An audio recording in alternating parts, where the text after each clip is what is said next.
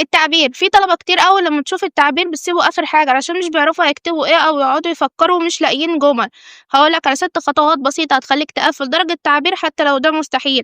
1. تقسّم الموضوع، عنوان جذاب للموضوع، مقدمة تكون قصيرة، الموضوع شرح التفصيل والأفكار، الخاتمة ملخص بسيط للموضوع.